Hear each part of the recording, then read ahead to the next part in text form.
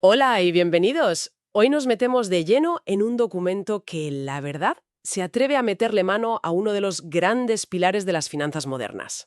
Hablamos del famosísimo modelo de Black-Scholes para valorar opciones. Exacto. Un modelo que ganó un Nobel y que es, vamos, como el sistema operativo del mundo de los derivados. Totalmente. Es el punto de partida para casi todo. Y eso que todo el mundo en la industria sabe que tiene fallos. Es una de esas contradicciones del mercado que a mí me fascinan. Sí, que todos usan una herramienta que saben que no es perfecta. Eso es. Pues el paper que tenemos hoy, de Lisa Borland y Jean-Philippe Bouchau, se titula Un modelo no gaussiano de valoración de opciones con asimetría. El título ya impone un poco, pero lo que queremos entender es algo muy concreto. Si el modelo estándar falla, ¿por qué falla exactamente? ¿Y qué proponen ellos para arreglarlo? Justo. Y para eso vamos a tener que hablar de conceptos como colas pesadas y la famosa sonrisa de la volatilidad. Que, aunque suenen muy técnicos, en realidad describen comportamientos del mercado que todos hemos intuido alguna vez. La idea es pasar de un mapa ideal a uno que refleje el terreno de verdad. Con sus baches y sus curvas. Me gusta la idea. Pues sí. Así que, para quien se haya preguntado alguna vez por qué los precios de los libros de texto no cuadran con los de la pantalla, este es el análisis que lo explica. Bueno, vamos a desgranar esto. Para empezar, y a ver, puede parecer una pregunta un poco obvia, pero si el modelo Black-Scholes tiene tantos problemas conocidos, ¿por qué sigue siendo el rey? ¿Es por inercia? Es una gran pregunta. Hay varias razones, ¿eh? Primero, porque en su día fue absolutamente revolucionario. Ofreció una fórmula algo tangible, calculable, en un mundo que antes era muy de intuición. Le puso matemáticas a la intuición. Exacto. Segundo, es relativamente sencillo, matemáticamente hablando. Y tercero, y esto yo creo que es clave, proporciona un lenguaje común. Un lenguaje común. Sí, a ver, cuando un operador habla de una volatilidad del 20%, todo el mundo en la mesa sabe a qué se refiere, porque todos están usando el mismo marco de Black-Scholes. Es como el esperanto de las opciones. Ya, un esperanto que por lo visto no describe muy bien la realidad. Para nada. Y ahí está el problema. El artículo lo deja claro desde el principio. Los precios que escupe el modelo no son los del mercado. ¿Dónde está el fallo fundamental? El alma del problema. Pues lo has dicho bien. Está en su alma, en su suposición central. Black-Scholes asume que los rendimientos de una acción, sus movimientos diarios, siguen una distribución normal. La famosa campana de Gauss, la que estudiábamos en el colegio. Esa misma. Una curva perfecta, simétrica, ordenada. Y la realidad es de todo menos ordenada. Exacto. La realidad es mucho más salvaje. El mercado tiene lo que se llaman colas pesadas. A ver, si te imaginas la campana de Gauss en los extremos, en las colas, la probabilidad de que ocurra algo es casi cero. ¿Vale? El modelo te dice que una caída del 20% en un día es un evento que no deberías ver ni en miles de años. Pero claro, la realidad es que lo hemos visto. Varias veces. Varias veces solo en el último siglo.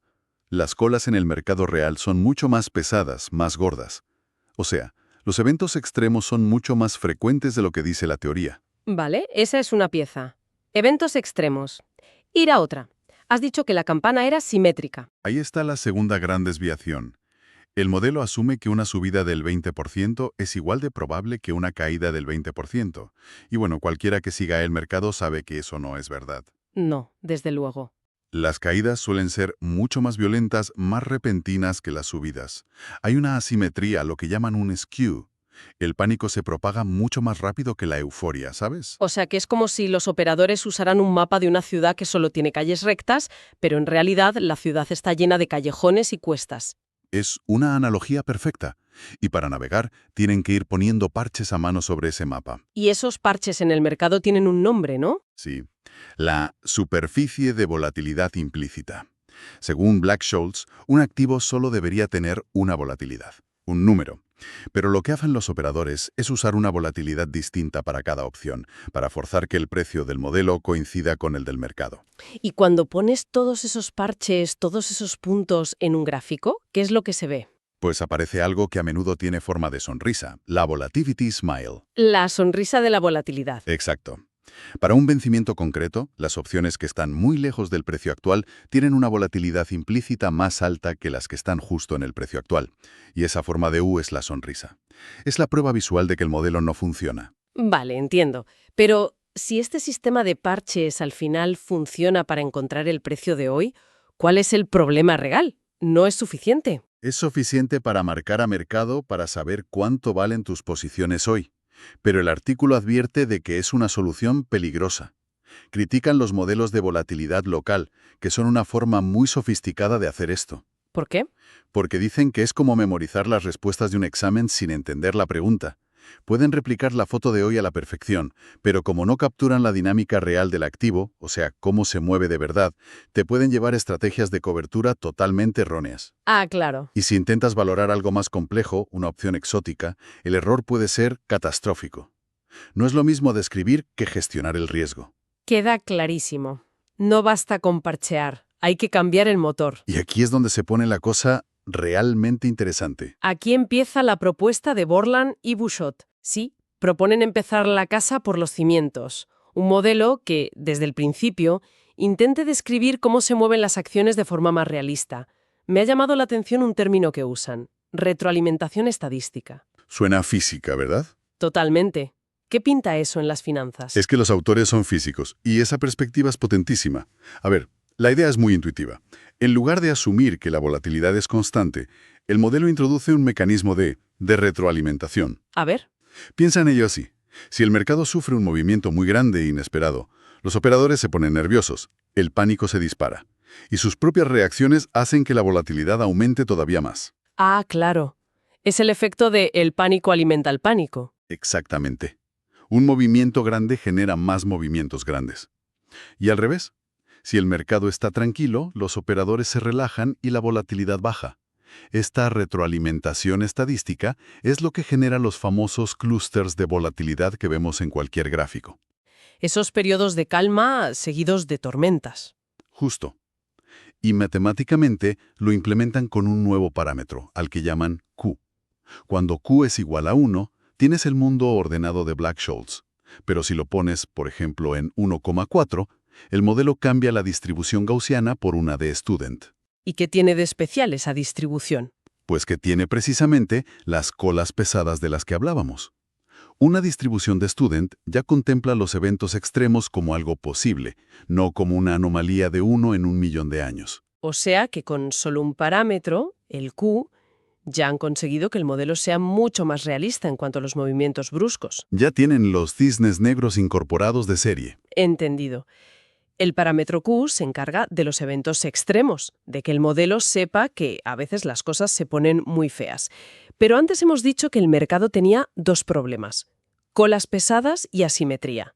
Nos falta la otra pieza. Nos falta la pieza de que las caídas son más violentas. Eso es. ¿Cómo meten eso en la coctelera? Aquí entra el segundo actor principal del modelo, otro parámetro al que llaman alfa. Y este está diseñado para capturar una observación empírica muy conocida: el efecto de apalancamiento. ¿Puedes explicar eso de forma sencilla? Claro.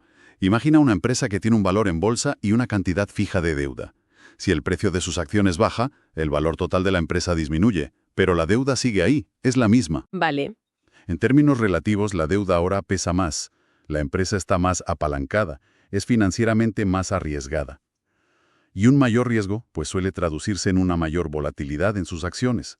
O sea que una caída en el precio genera un aumento de la volatilidad.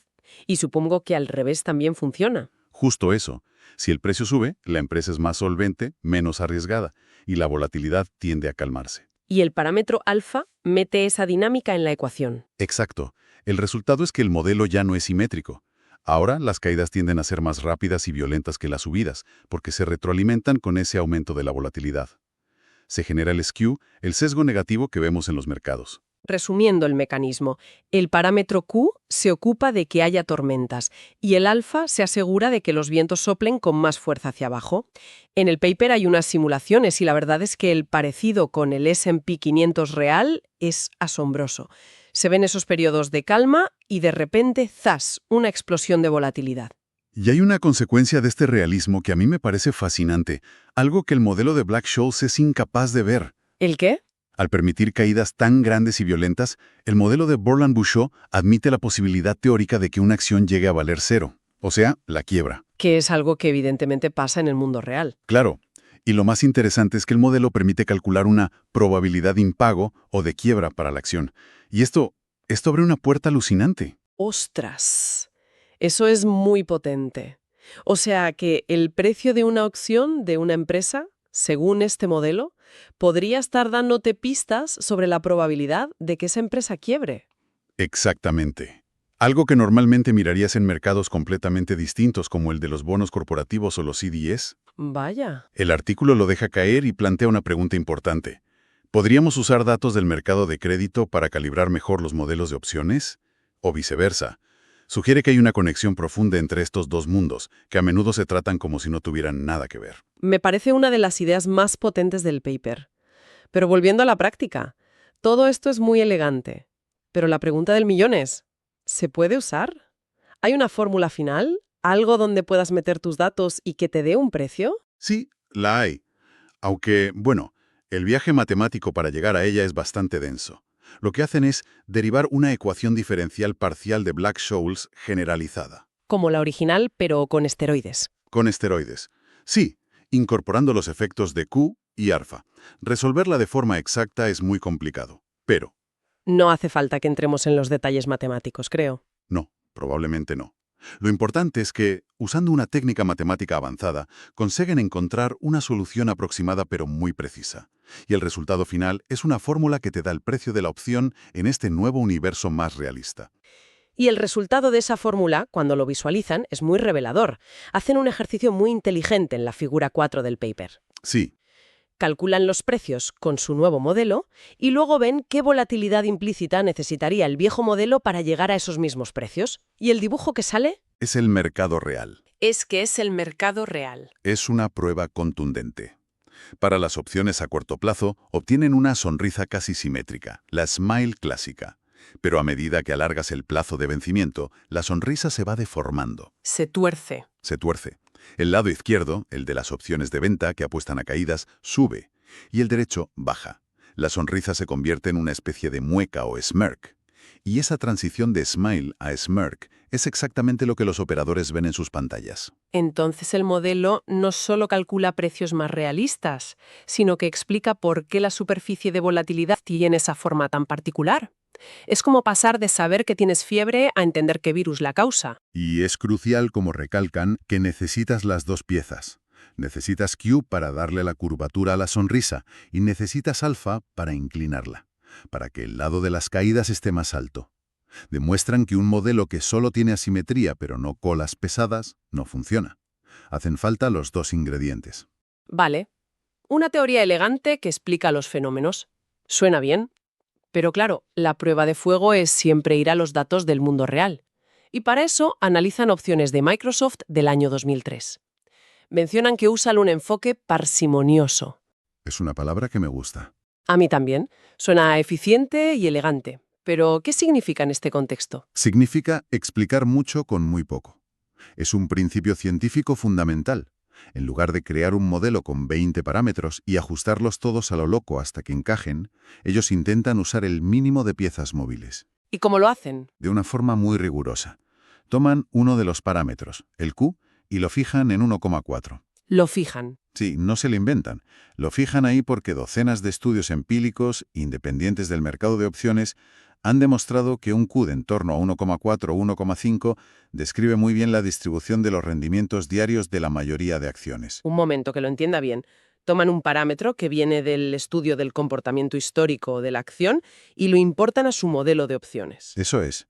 Y eso es muy potente, porque ya están conectando el mercado del activo con el de sus derivados de una forma fundamental.